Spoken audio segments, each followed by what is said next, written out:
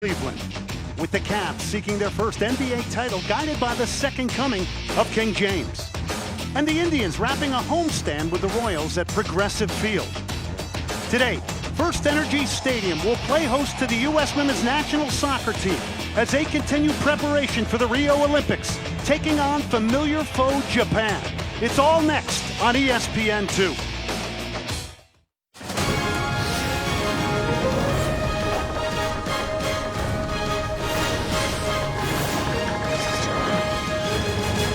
Well, they met only 4 days ago in Commerce City, Colorado, but today it is Cleveland. Welcome to ESPN's coverage of the U.S. Women's National Team. We are at First Energy Stadium on the banks of Lake Erie. The U.S. getting set to take on their great rivals, Japan. And what a rivalry it is. How about history going all the way back to the 2004 Summer Olympics in Greece? Then it was China where the U.S. would ultimately beat Brazil to win the gold. In Germany, Japan on penalty kicks over the United States. Then in 2012, the London Olympics, U.S. 2-1 winning gold over Japan. And then, of course, last summer's miraculous U.S. win in Vancouver, British Columbia, 5-2 over Japan with Carly Lloyd hitting for a hat trick.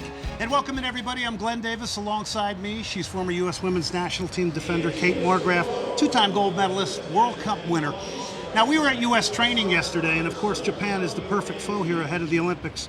But Jill Ellis, the manager of the U.S., was just beaming with this preparation. Well, they're excited because you love and hate to play against Japan at the same time. You respect them so much as a player because they're so good on the ball individually, and they play such a beautiful style, passing for the attack and collective pressing for the defense. But you hate to play them because it's so hard to stop them. So it's going to be critical for the United States to work on what they were vulnerable last game, which is individual defending was a bit suspect. They need to be a little bit harder and a little bit more connected in their lines to break down this Japanese team. Quite some time since we've seen the U.S. concede 3 goals, but your focus today is going to be on the left side of the U.S. Yeah, the left side link-up play. It's all due to the chemistry these 3 players have. And it's a big reason because Tobin Heath, who played on the right side primarily in 2015, is now on the left due to Megan Rapinoe's injury. That connection that Heath and Klingenberg have is unbelievable. They both like to solve pressure on the ground with individual technique. Now in the final third, they both know exactly where Alex Morgan wants the ball. She likes it a little to the left going into the penalty box, and they're able, with their excellent texture that they put on the balls, able to find the forwards with well-weighted, user-friendly balls, and in some cases able to finish off their chances themselves. The United States and Japan taking the field here in Cleveland for another historic matchup. Stay with us. The lineups and kickoff coming up next.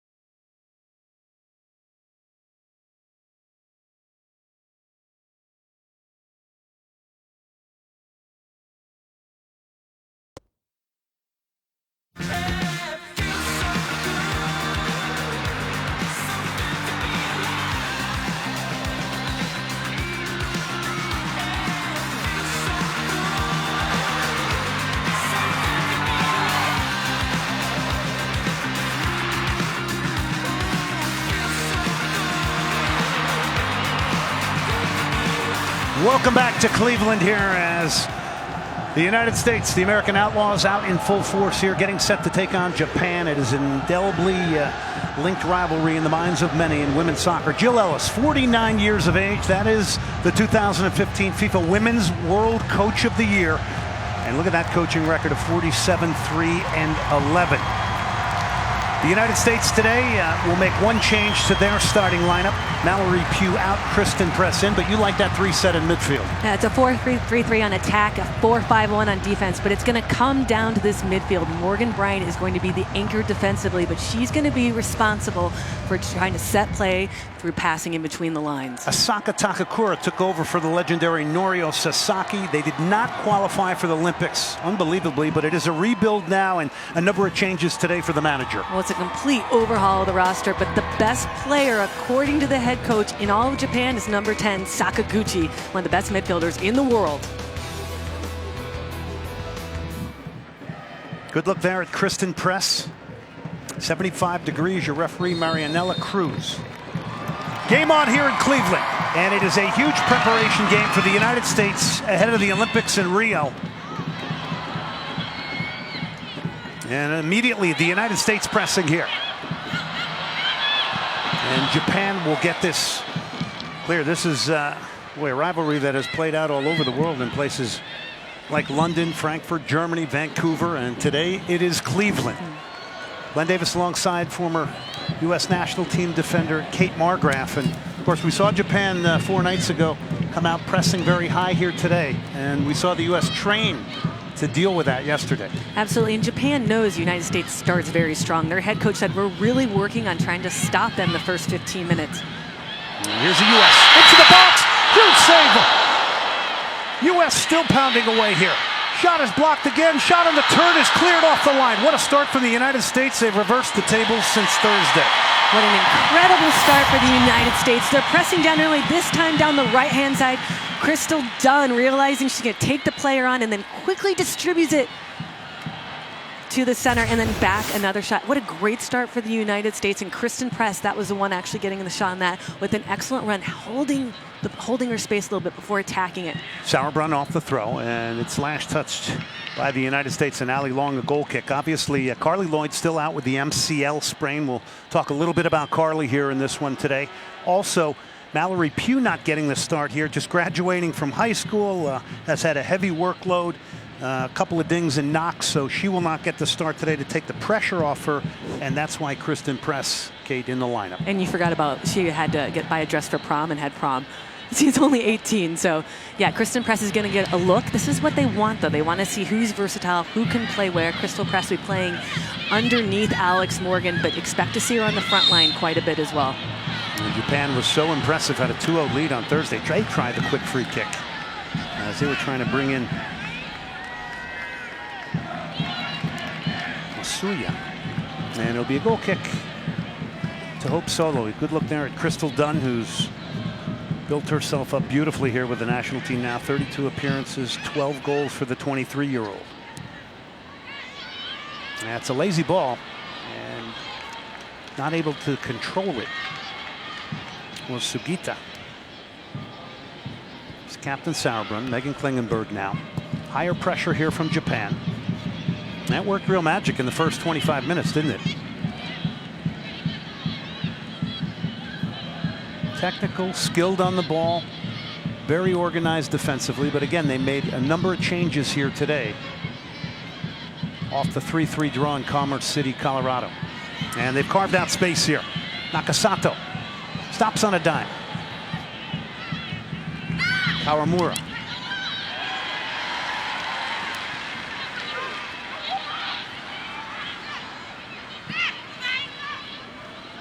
Johnston with the header. Second ball is picked up in midfield.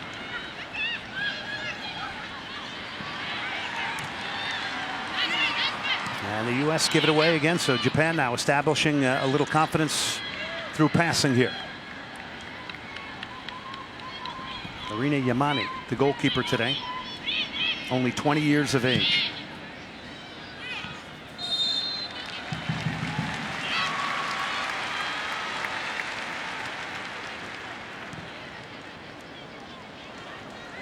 Which a play from Long, O'Hara. Dunn now has found space on the right side for the U.S. Got press. She's got Morgan. Still Crystal Dunn over the top. She went solo on that one, Kate. Well, Crystal Dunn is able to explode because she can separate herself from other players. And you get to see a look at this young roster. The United States traditionally has been some of the older teams in the most recent competitions, but Jill Ellis has done an excellent job of integrating young, new, fresh players and balancing that with veterans and then those in-betweeners. So this is a very balanced squad in terms of age and experience. That's our Continental Tire Analyst Corner with a focus on Crystal Dunn. Sauerbrunn now. Oh, we talked to Jill Ellis about Becky Sauerbrunn, wanting her to be more vocal, Kate. Yeah, she's a voice of influence off the field. She's a very calm personality, has one-liners, very funny.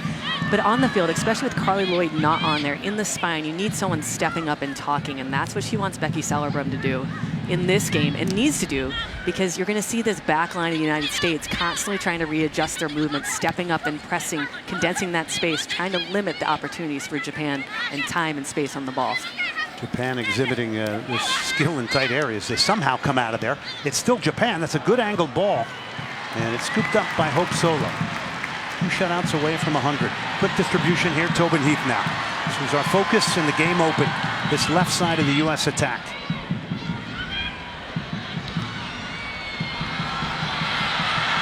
Feathered into the box. It's Morgan now. Couldn't pick out press. And Japan will win it back. And will earn a free kick. I really like that run by Alex Morgan. Her runs have become so much more sophisticated, partly due to she's aging and maturing, but also because she's healthy. This is the healthiest she's been for a long stint of time, and you're starting to see it. Her fitness is there, her explosion, but now it's her decision making. She saw that Crystal Press was in that gap, a little bit more central, so she ran past her, and Tobin Heath was able to bend it into that space on the left side where Alex Morgan tends to drift. 10 goals in 12 appearances in 2016 for Alex Morgan, who absolutely helped the U.S. rip through CONCACAF qualifying. Megan Klingenberg, maybe the best left back in the world. Hard to argue it. And shielded off for a Japan goal kick here, and it's interesting. They are number 7 in the world. It's hard to believe they're not in the Olympics, Kate. And there is a new direction, a lot of youth getting opportunity, and as we saw on Thursday, the future very bright for Japan. You know, unfortunately, the Olympics for women is only 12. It should be like the men, but it's not. And because of that, only 2 teams from the Asian conference make it in the Olympics. They need a huge generational shift and overhaul of the programming. The head coach is gone. That's why Takakura is now in, and some new players. You only have 10 players from that qualification on this Japanese team. Beautiful ball with the outside of the right foot. Kristen Press is in the box. Beats one. Just behind. He's shooting opportunity right at the goalkeeper. The hit from Ali Long was easily handed by Irina Yamane. We get to see the play develop. Kristen Press not able to take on, but I like this. She realized she doesn't have a good angle, and that's something that she's been working on, and then lays it off for Ali Long, who is facing it. Ali Long has one of the strongest shots in the NWSL for the Portland Thorns and in the player pool in general. I wonder if she was going for a bit more accuracy and trying to placement than with power, and just wasn't able to pull it off. 8th appearance with the national team here today. Again, she's one of the shining examples of the connection with the NWSL professional league here in the United States, which is closely monitored by Jill Ellis and her staff.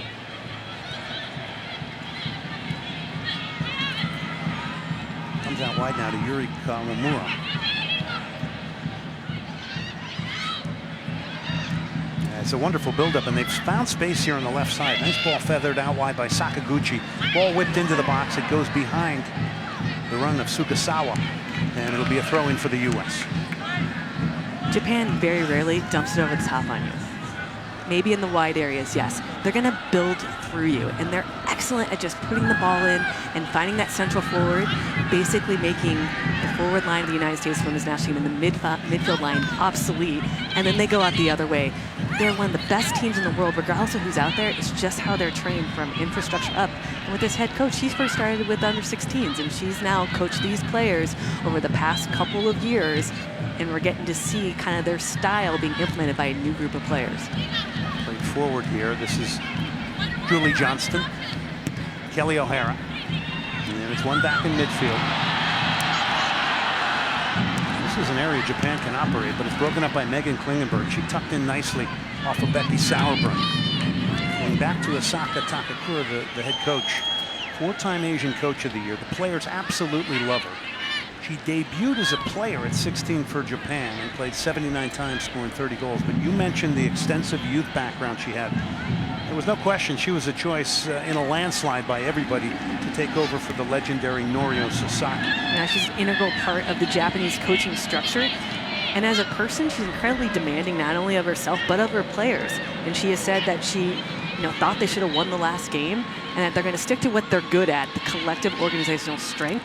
But they want to become a bit more aggressive in the box and combination play in the opponent's penalty box, which is something that she's going to be looking for her team to do as they gear up for World Cup qualifying in 2019 and to medal in 2020 at the Olympics in Tokyo. Kawamura will knock it forward to Sugita. Kawamura again gets some pressure here. That's a nice win from Tobin Heath. And this is Morgan. Heath to her right, press to her right as well.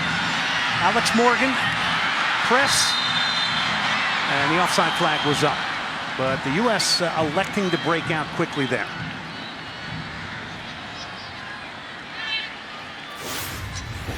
Great recognition by the United States to go quickly on the break. But you see Crystal press a little ahead of Tagaki.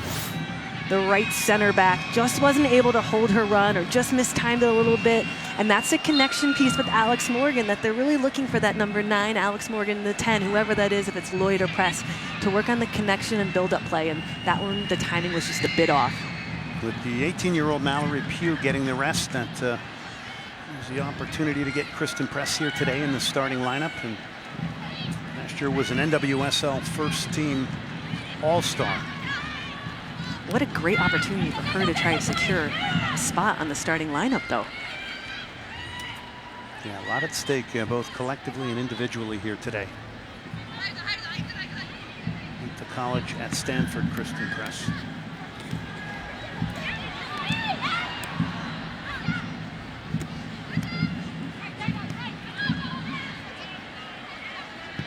Japan in possession here. Sakaguchi, who's just such a wonderful conductor and orchestrator here. That's a beautifully clipped ball over the top. What an idea, trying to pick out the run of Iwabuchi, who had that wonderful goal in Commerce City on Thursday in the 3-3 draw. Sakaguchi, one of the veterans of this team, one of the best midfielders in the world, picks her head up and tries to thread it just over the back line, but it's got a little bit too much pace on it. But that's something you don't see every day from Japan. They usually like to get maybe a bit more end line and cross it, but that's an excellent look, and it's going to keep the United States a bit more honest, especially with Kelly O'Hara marking in the box. That's something that she got punished for last game, and that's something that she's improving upon, and that's she did a much better job covering. But what would happen if that ball was sort of a little bit softer? Well, I was about to say, were you concerned with the lack of pressure on Sakaguchi?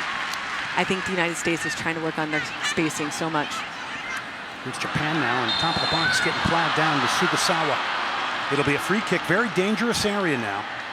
Julie Johnston called for the foul, so it is again a game Japan here today, providing wonderful preparation for the U.S. ahead of the Olympics. Yellow card has been issued. I'd like to take another look at that, and here we go. The ball comes in from Masuya to Sugasawa, the 24 top goal scorer in J-League, and a little physical contact. Take another look. Because her hand is up and it looks like she's pushing down, even though it didn't look like there was that much force. She gets a card, but Sugasawa, that was a good job on her to go down in that moment. She wasn't going to get on the end of that ball, and she creates an opportunity for the Japanese team. Sugita standing over this free kick as Hope Solo instructing her wall here.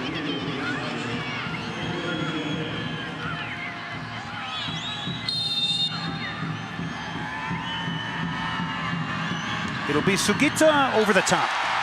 You kind of tell the minute it left her foot, it'll be a goal kick to Hope Solo. and the U.S. national teams. Remember that Miyama isn't here, their usual free kick taker. She was not available due to injury. Sugita comes in and gets underneath the ball too much, tries to go over the wall and trying to get it dipped just in time. That her placement by Idawar just wasn't what she wanted it to be. Very talented Ojimi also not available today after getting sent off Thursday in Commerce City in that 3-3 draw. The U.S. had a 3-2 lead and conceded 3 minutes into stoppage time. And the game ending in a 1-1 draw, 3-3 draw. Johnson to Hope Solo.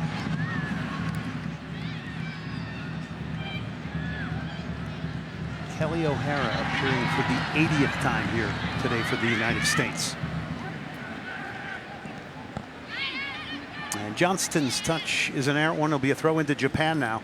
15 minutes in, the U.S. and Japan tied at 0. Many similarities to Thursday? No, not that many. I mean, they're not.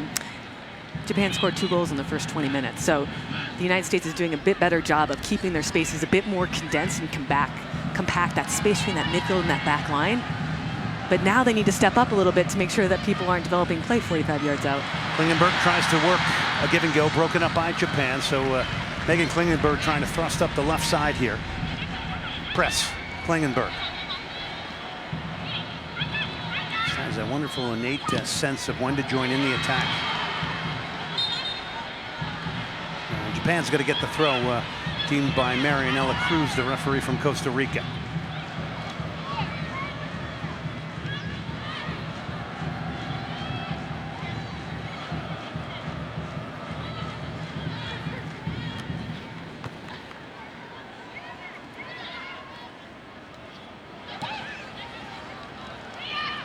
You have to say that game on Thursday just had so many wonderful things. You had to play from behind. You conceded a number of goals. You had to deal with a high pressing team. I mean, we could go on and on with all the coaching points that somebody could bring out. Scenario, right? It was every scenario you work in practice. Last 10 minutes, player down, player up. You know, it showed incredible resolve by the United States Women's National Team to come back 0-2. But they got punished for the last 5 minutes. But look at who was in the game in that moment. In that midfield, you had players that don't have a ton of experience and didn't handle the last 5 minutes that well. That's something that Jill Ellis spoke to us about. And it did expose their individual defending. It's so hard to defend against Japan because they take a touch with the ball and they put their body in between you and the ball. So you have to get to that ball first and just nudge them to distract them just a little bit, disrupt them. Because once they get moving with the ball, it is so difficult to dispossess them. And when they start passing, because their spaces are so close to each other, they always have an option. You know, it's a shame and a shock that they're not in the Olympics. But what a great opportunity that it created for the United States to actually play them before the Olympics when they came here. No, Nigeria as well, who was normal participants, but the U.S. have won it in a good area here. Japan has won it back. Also dealt with a high defensive line as well from Japan, and of course, Jill Ellis mentioned the high pressing game. They keep their line so compact and they keep a high line because they can read it so well, so that when they see the traditional long touch before someone hits a long ball, they all drop collectively. That's something that Japan does differently. We talked to April Heinrichs before the game, and she's in charge of development for the youth, and she said, you know, the Japanese, they just move differently. They can hit a long ball without that traditional super long touch, and our players just have to get used to reading that again. You know, there's one there, beautifully flared out wide as they tried to widen the game out. It'll be a throw into the U.S. New Zealand, one of the teams that did beat out Japan that the U.S. will face in Group G. Of course, France, very talented team, and Colombia, you would expect. I wouldn't measure it by those games, the recent friendlies. I think they're going to get some of their bigger name players back, like Lady Andrade. So a group that will have to be navigated. Yeah, they'll have to take care of every single point. But the one thing that people aren't talking about as much as that I'm kind of surprised is the heat. Like, this is going to be a totally different tournament. The United States can't go 100% for 90 minutes. They're going to have to sit back and pick and choose their moments. That's why games like this, when you look at the shape right now, they're going to have to learn how to play out of this and develop out of this so they can conserve some energy instead of going high pressure all the time. Yeah, it's a great point. We'll have to defend for extended periods of time. And Tobin Heath now. Oh, it's a beautiful angled ball. It's press, and she shouldered off it. No, she squares it back. Just when you thought that play was dead, Kristen Press still turned back the cross. It's still the U.S. O'Hara now. Johnston. Sauerbrunn, they keep it circulating to Megan Klingenberg now.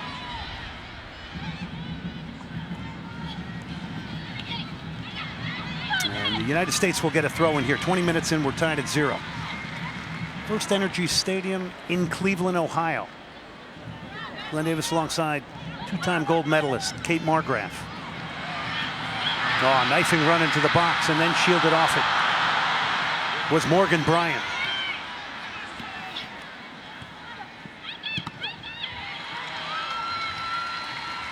What a run from Morgan Bryant, who's been dealing with some injury issues and some hamstring problems.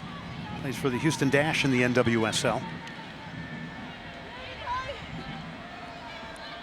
What does the U.S. learn in a game like this? The last 2 games without Carly Lloyd. Obviously learning how to play without her, but it's just an opportunity for other players to step up. And it's an opportunity to see how they can play with one another and build that chemistry and rapport that only a match can give you playing in real-time conditions.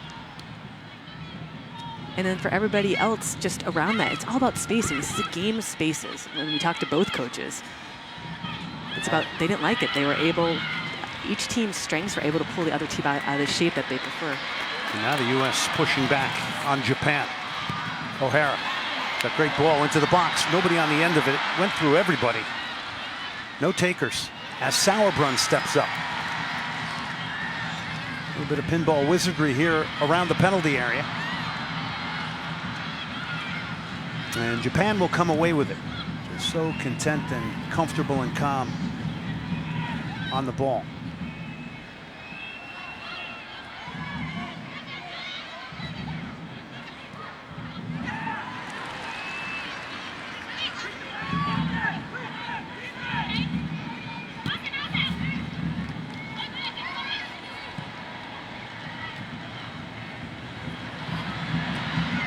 Pressing and trying to get there was Kristen Press, and Julie Johnston will come back to collect it for the United States.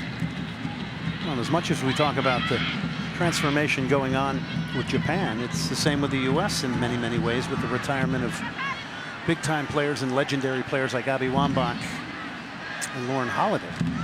And injuries and pregnancies, but in a way it's a catalyst for change, and it's a catalyst to vet new players and make this team a bit younger, which is something that they needed to do. Oh, Crystal Dunn with a great ball. An outstretched leg of Alex Morgan can't make contact. It'll be a goal kick, Japan. Wonderfully spotted pass from Crystal Dunn. Wonder if she watched the Paul Pogba goal from France. We're getting to see a little bit of Crystal Dunn's ability. This is something she's been working on, is connecting and playing with others. Hits a bending ball, trying to thread the needle in behind the Japanese back line. Just a fraction too long, and Alex Morgan couldn't get to it, but that's an excellent look from Crystal Dunn.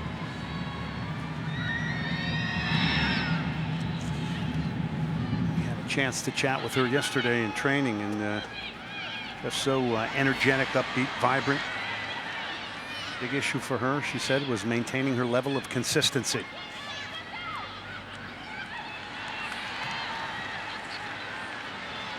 Tobin Heath, nice little takeover there with Klingenberg. Long took a tackle. I'll make that Morgan Bryant.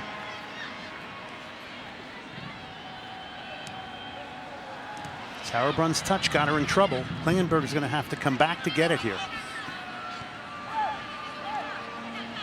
There are some showers in the area despite the beautiful sunshine right now. Expected to hit Cleveland at some point.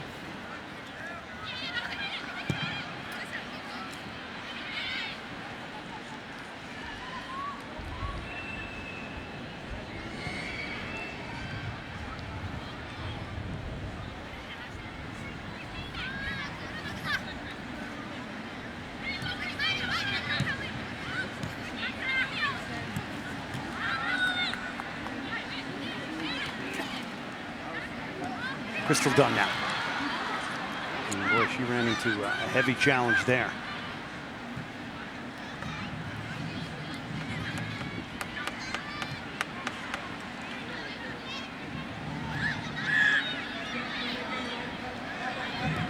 Big switch of play for Japan. Kawamura is turned back by Tobin Heath. Tobin Heath has had an outstanding year, but a bit of a tough night on Thursday. Yeah, there's a little dip in the performance. That's the biggest thing for her this year. She's consistently playing at a high level. And Jill Ellis actually said she's her most consistent performer this year. But in a way, it just kind of gives you a wake-up call as a player. It's like, all right, I need to get back to what made me successful. And for Tobin Heath, it's that constant balance of when to dribble and when to connect and to not over-dribble. And she said she wants to become a more complete player. So you have someone who's very committed to improving and someone who's going to learn from those moments.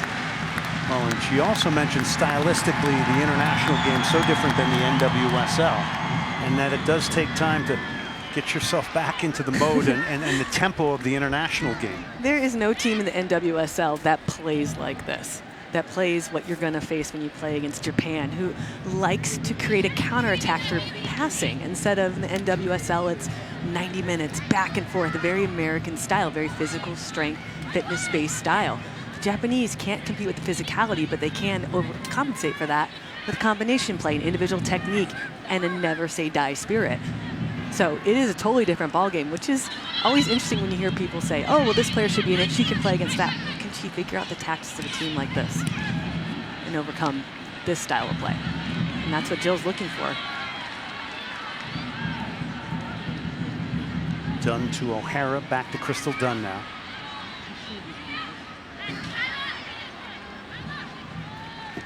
Remember, Crystal Dunn was tried as an outside back earlier by Jill Ellis.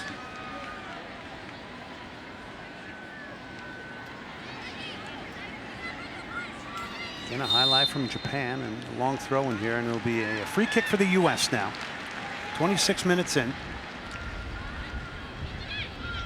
So you have to mention both Sydney Leroux and Amy Rodriguez pregnant, and of course Megan Rapinoe making real progress. That is a good sign for the United States, as well as been in training, not in full contact, but has been working with the team. So don't count her out for that Olympic roster. Wait and see on that one.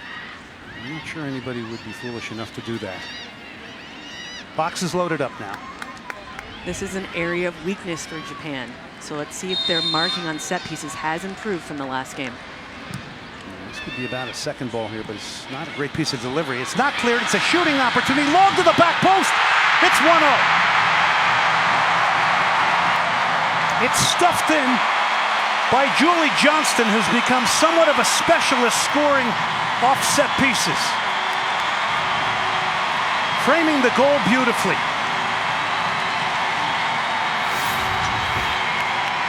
Well, it's not exactly a great ball to start with, but it's miscleared by the Japanese defender. Ali Long is on. But I'm questioning whether or not Julie Johnston is on. Julie Johnston continues her run, and we can't see from that angle. But the Japanese defenders all have their hands up saying offsides. I don't know. That's a tough call. I don't know if I would call that one offsides. Regardless, it's 1-0. And again, Japan gets punished for poor marking. It's okay that they missed that first clear, but why was Ali Long wide open? Need to go back, honestly, and take a look to see if the person clearing it was Ali Long's mark. But otherwise, then that's an error on their part. It's called punishing a mistake, and here comes the U.S. again. Morgan, Tobin Heath now. 8 goals, all off set pieces for Julie Johnston. Today she gets this one in her 37th appearance. Into the box it comes. It's headed away. Crystal Dunn is going to get there first. And it'll be a free kick Japan here. But this time the U.S. strike first. So they get the opening goal here, the tactic changing goal.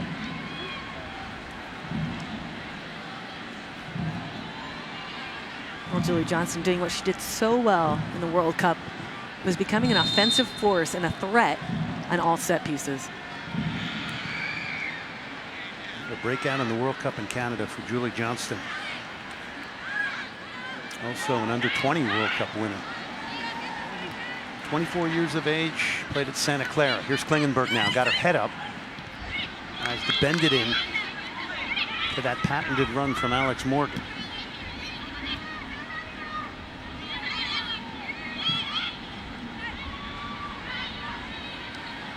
Saki Kumagai now. Today appearing for her 80th time for Japan on the ball. It's a nice blend of experience and youth that has been put out here today. Obviously, Japan trying to get the most out of these two games as they rebuild their program. Heath goes down. Iwabuchi scored that spectacular opening goal on Thursday. And that's a player that Japan needs to find more. We haven't seen her touch the ball that much, and we saw the magic in that last game with a step over to give herself a window to get a shot off to beat Hope Solo. So they need to find their better players. They need to have the ball more often if they're going to look to come back in this game. Her nickname is the Mini Messi. That's how talented she is on the ball. A younger player in the last World Cup, someone they were kind of vetting, and now with her experience, they're going to look to her as World Cup qualifying starts to begin to start to lead this team.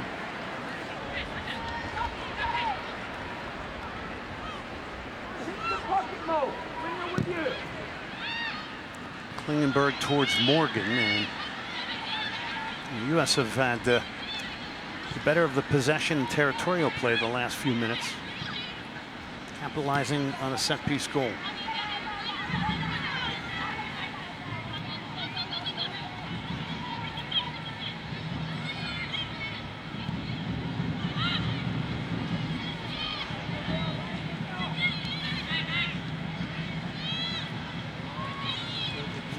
The composure and comfort on the ball here to invite the U.S. in, but that's not good distribution. It goes right to Crystal Dunn. Yamane's clear, not a good one. Beautiful grass surface here at First Energy Stadium. Big switch of play here now. It's Sauerbrunn.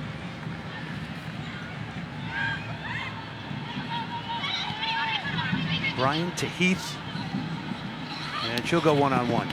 Absolutely relishes taking people on. It's not going to work this time, though. Host country kicks off Euro 2016 on Friday, June 10th against Romania. That'll be France, one of the favorites.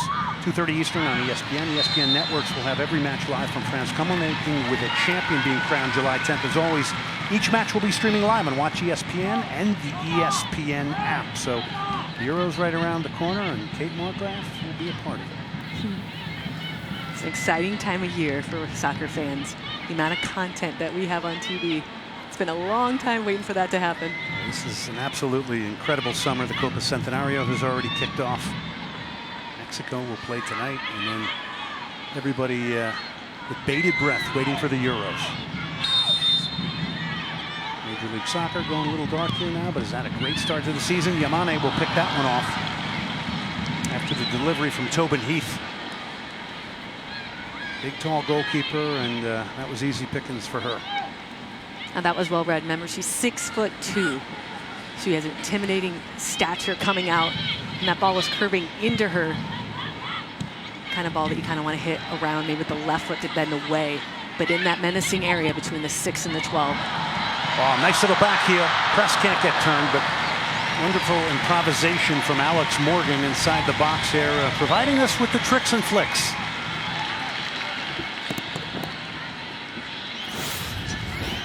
It's an incredible heel pass to realize what's behind her in that awareness, kind of becoming the playmaker, sitting underneath press, who is now in a more advanced position, but a very unselfish play, and one that was unpredictable enough that only because of Kumagai's last-ditch effort was able to stop that opportunity. Morgan Bryan drives it in.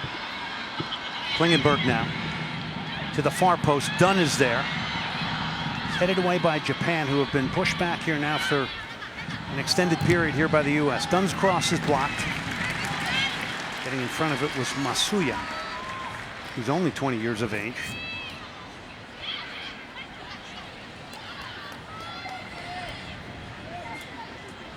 Again, exemplifying the youth that's being filtered into this Japanese national team. Sauerbrunn. O'Hara. Press to Klingenberg now.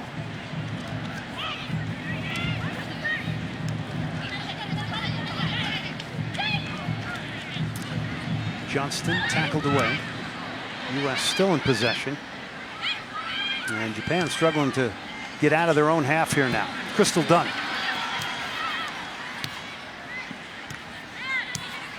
O'Hara, basically a 2-on-2 in the corner here. The cross is blocked. There'll be a corner for the United States here now in the 34th minute with a 1-0 lead.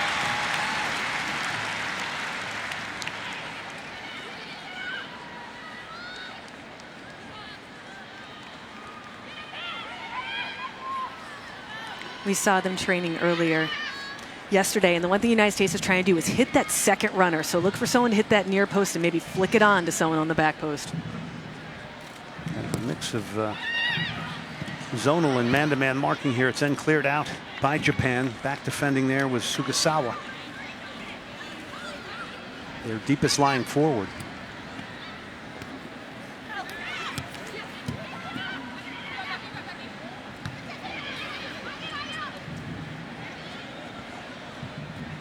The U.S. controlling and managing this game through possession right now.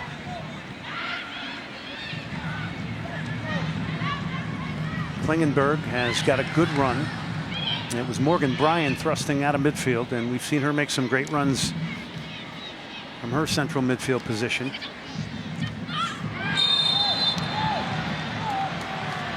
And card going to be dealt out here.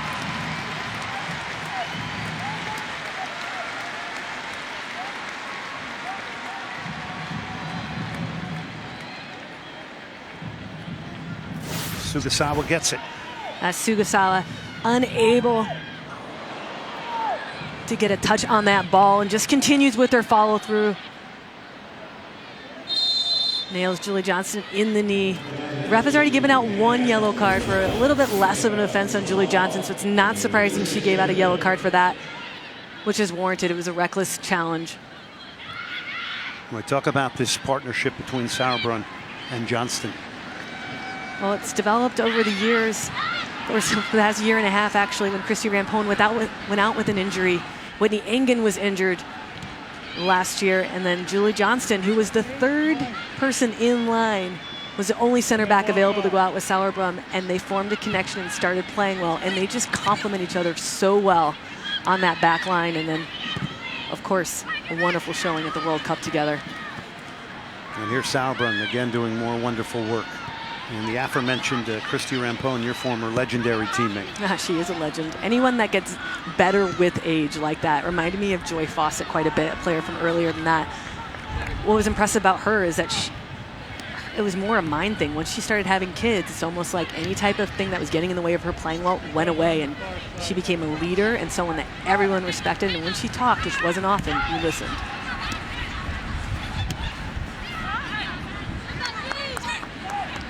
Long trying to get there. Takagi stepped up. And here is Hope Solo now. 2 shutouts away from 100. Has shut out 28 different countries, Hope Solo, in goal for the U.S.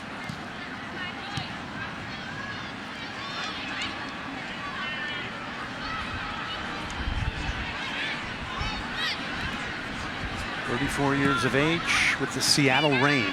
And it'll be another throw-in for Japan here now. 38th minute. Tempo of the game is kind of dulled a little bit here. It has dulled a little bit. The United States picked up the defensive tempo after the first 20 minutes, which is why you saw them get a bit more possession. The Japanese haven't quite adjusted yet their spacing to be able to combat that. I imagine there'll be changes at halftime for the Japanese side. As remember, the head coach is using this as a way to vet players moving forward for World Cup qualifying since they're out of the Olympics. Yeah, good point. A lot of assessment for Asaka Takakura.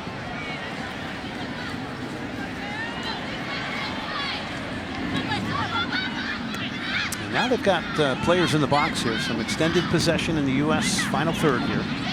Sugita now has lost it. Now here's Heath with Morgan in front of her. Nice early ball. And it's going to be overhit. But it was the time to try and break on the counter. Catch MLS Soccer Sunday on ESPN on Sunday, June 19th, 5 Eastern.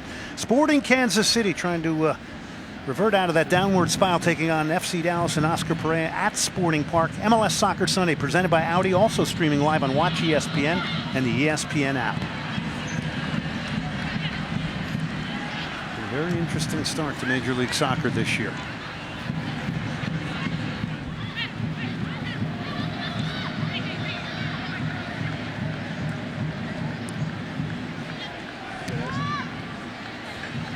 Nakasato now. She's only 21.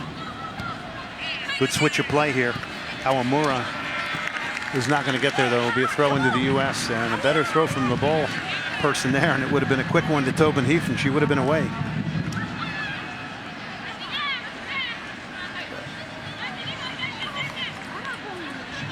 Klingenberg off the throw.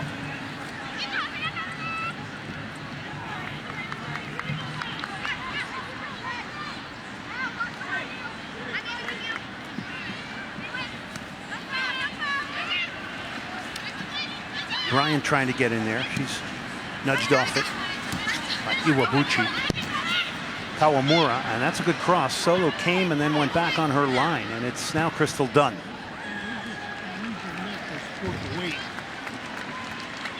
Energy level certainly has dropped a lot here now in the 40th minute. It has, but right there, the individual defending displayed by a couple of the national team players from the United States was much better. They were getting a bit physical, trying to prevent Iwabuchi from turning, and she had to lay it off.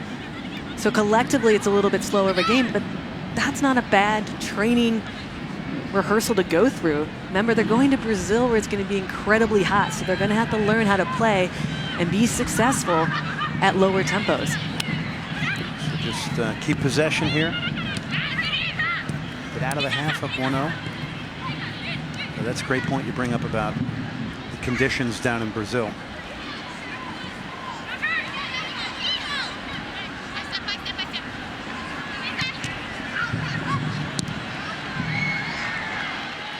Heath will just drive it over the halfway line.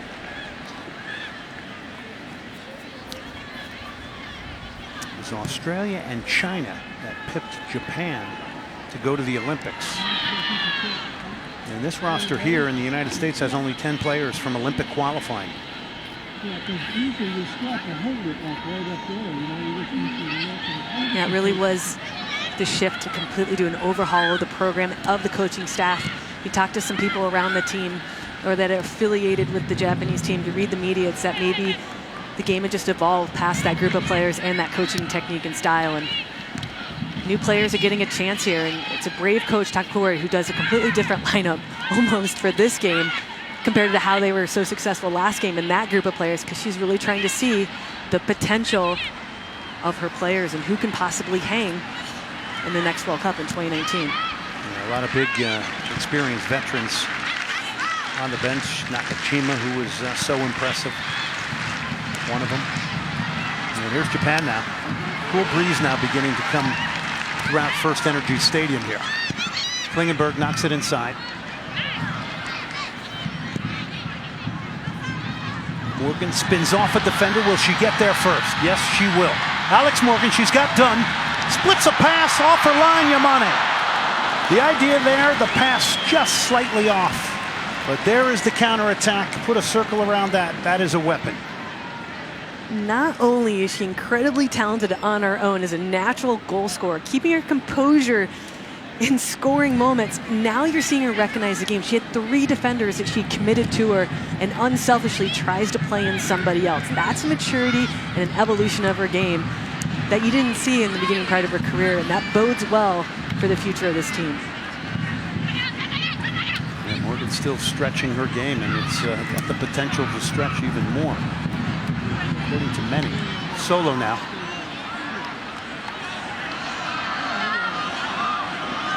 We'll stand on it and calm things down.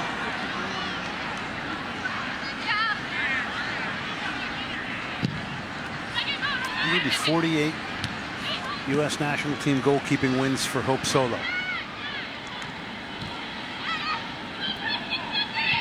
Kawamura. Sugita now. Pressed by Klingenberg. She turns her back and it wins the ball for the U.S. Here's Morgan. Here's press. Done at the far post. Headed away. Second ball is going to be picked up by Japan for the moment, as Morgan races across the field to try and win it back, and she does. She earns a throw-in for the U.S. Big play there from Alex Morgan. Never gave up on it.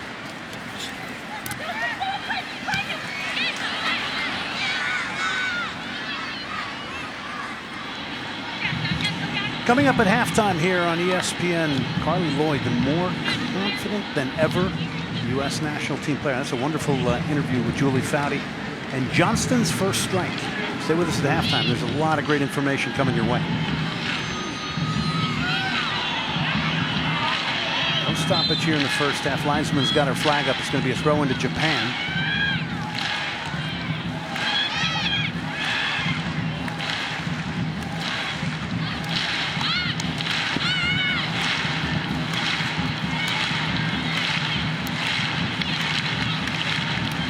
Great turnout here, 20,000 plus here at First Energy Stadium in Cleveland. Next to the Rock and Roll Hall of Fame, right on Lake Erie. Beautiful venue.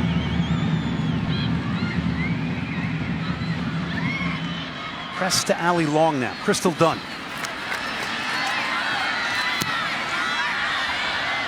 And it'll be a goal kick, Japan. Miss hit cross. Assess Crystal Dunn's performance, Kate. She hasn't seen the ball that much. Primarily, the defending and the winning of the ball has been happening on the left side, and that's why most of the attacks are starting on that left side. So her being on the right, she isn't seeing that much of it. What you are seeing is her trying to improve her playmaking.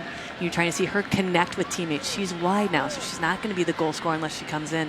So she's trying to find those players, and some of the balls that she served today have been high class, just lacking a little bit of technique, but the thought is there. Overall impression on the first half? Much better after the first 20 minutes. The United States increased their individual defending physicality, getting a little elbow in, disrupting the Japanese. And the Japanese look like they're a bit tired, but remember, this is an inexperienced team for Japan, and I don't expect the second half to be that calm. I think it's going to be a higher tempo game in the second half. 8th international goal for Julie Johnston in the 27th minute. That's the difference here in Cleveland. The U.S. with a 1-0 lead over Japan.